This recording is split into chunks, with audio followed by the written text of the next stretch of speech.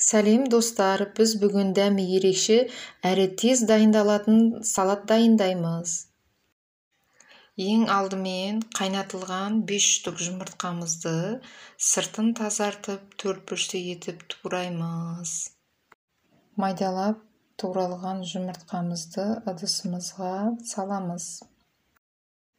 Одан соң шұжығымызды да дәл сол жұмыртқа сияқты төртбұрышты қылып турап, үстіне саламыз.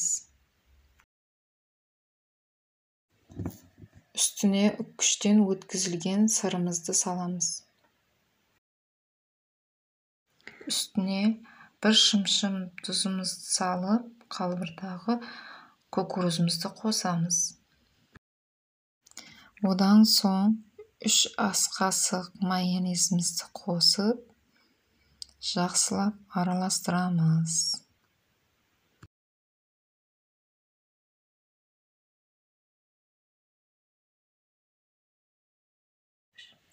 Дайын болған салатымыздың үстіне үккіштен өткізілген сырымызды себеміз.